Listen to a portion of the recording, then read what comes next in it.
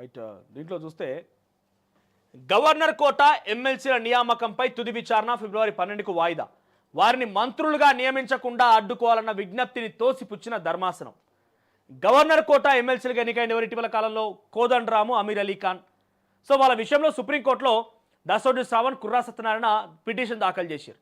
అయితే ఈ పిటిషన్ని 12వ తేదీకి వాయిదా వేసింది సుప్రీంకోర్టు. సోమవారం ఈ కేసులపైన విచారణ చేపట్టిన జస్టిస్ విక్రమ్నాథ్, జస్టిస్ ప్రసన్న బాలచంద్ర వరాలేతో కూడిన ధర్మాసనం ఈ కేసు విచారణ ప్రారంభం కాగా పిటిషనర్ల తరపున సీనియర్ న్యాయవాది ముకుల్ రోహత్గి వాదనలు వినిపించారు.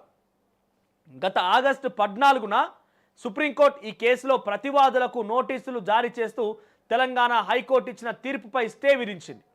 సుప్రీంకోర్టు ఉత్తర్వులు జారీ చేసినటువంటి 2 రోజుల్లోనే రాష్ట్ర ప్రభుత్వం ఇద్దరి పేర్లను ప్రతిపాదించగా గవర్నర్ అందుకు ఆమోద ముద్ర వేసి నోటిఫికేషన్ కూడా జారీ చేశారు. విషయం సుప్రీంకోర్టు ముందు పెండింగ్లో ఉండగా వాళ్ళు ఎలా నిర్ణయించగలరు? ఇది కోర్టు ధిక్కరణ కిందికి వస్తుంది అన్నారు. అలాగైతే కోర్టు ధిక్కరణ పిటిషన్ దాఖలు చేయాలని జస్టిస్ విక్రమ్నాథ్ సూచించగా ఇప్పటికే దాఖలు చేసినట్టుగా రోహత్గి చెప్పారు.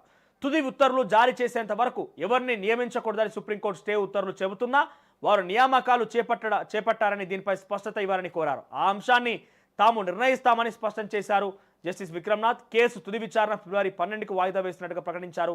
అంతవరకు తదుపరి ఎలాంటి నియామకాలు చేపట్టకుండా ఇప్పుడు ఎమ్మెల్సీలుగా నియమితున్న వారికి మంత్రి పదవులు ఇవ్వకుండా అడ్డుకోవాలని కోరగా జస్టిస్ విక్రమ్నాథ్ తిరస్కరించారు. సో ఏదేమైనా కూడా సుప్రీంకోర్టులో మరోసారి చర్చకు వస్తుందనంటే కొంత ఇక్కడ సిచ్యువేషన్ ఈ వాదనలు విన్న తర్వాత అనిపిస్తుంది అంటే పెద్దగా అంత పెద్ద స్టేలు కానీ వాళ్ళని తీసే అవకాశం ఏం లేకపోవచ్చు.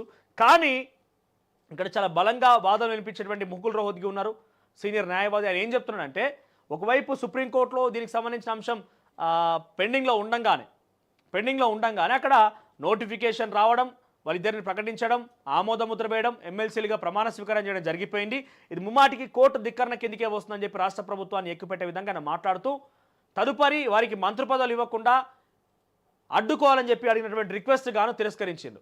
సో కోదండరాం, అమీర్ అలీ ఖాన్కి సంబంధించి ఎమ్మెల్సీ పదవి వచ్చినా కూడా అది కొంత పాపం అంత సంతృప్తిగా అనిపిస్తుంది వాళ్ళకు కూడా. ఎందుకంటే ఎప్పటి కేసులు కోట్లాట్లు నడుస్తూనే ఉన్నాయి కాబట్టి వాళ్ళకు తీసుకున్న తృప్తి లేదు.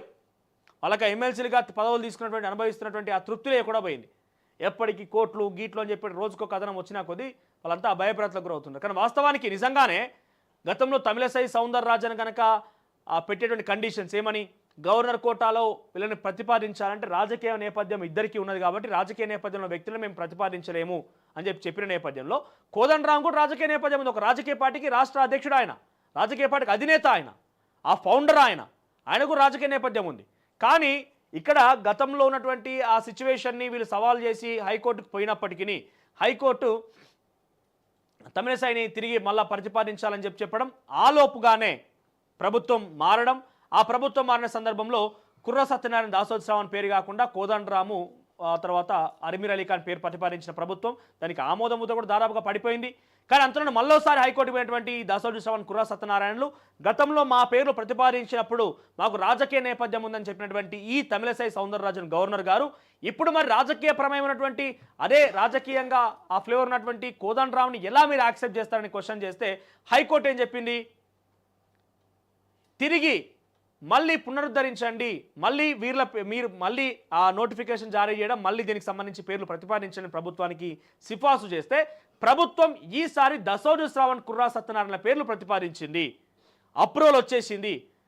వాళ్ళు ప్రమాణ స్వీకారం కూడా చేసేసారు. గతంలో ప్రమాణ స్వీకారం కూడా స్టే పడింది. ప్రమాణ స్వీకారం చేసేటువంటి సమయంలో కూడా స్టే పడి మళ్ళా తిరిగి వాళ్ళ పేర్లు ప్రతిపాదించి మళ్ళీ సిఫార్సు చేసి మన ప్రమాణ స్వీకారం అయిపోయింది. నిన్న మన శాస్త్ర మండలి సమావేశాలు కూడా వాళ్ళు పాల్గొన్నారు. అమీర్ అలీ ఖాన్కి అయితే ఏకంగా మంత్రి పదవి వస్తారని ఒక ప్రచారం ఉన్నది. కోదండరాం మొన్న కూడా కొంత ఆయన దగ్గరకి ఉస్మానియా విద్యార్థులకు కూడా తనకు మంత్రి పదవి హామీ ఉందని చెప్పుకొస్తున్నాడట. సో ఇవన్నీ చూస్తూ ఉంటే కొంత వాళ్ళకు పదవులు తీసుకున్నా కూడా సంతృప్తి లేకుండా పోయింది. దాసోజు శ్రావణ్, కుర్రా సత్యనారాయణ సుప్రీంకోర్టులో వాదన వినిపిస్తున్నారంటే తన తరఫున ముకుల్ రోహత్గి వాదనలు వినిపిస్తున్నాడంటే ఎట్లా ఉంటారు ఏందని చూడాల్సిన అవసరం అయితే ఉంది. ఎప్పుడు వాయిదా? ఇది 12వ తేదీకి వాయిదా వేసారు. ఫిబ్రవరి 12, 4 రోజులు ఉన్నది ఇంకా సుమారుగా. ఫిబ్రవరి 12కు వాయిదా వేసి మరి ఆ రోజు ఎటువంటి వాదనలు జరుగుతాయి, ఆ రోజు ఎటువంటి సిచ్యువేషన్ ఉంటుందో చూడాలి. మరి దీనికి సంబంధించి పెద్దగా ఏం డిఫరెన్స్ ఉండకపోవచ్చు.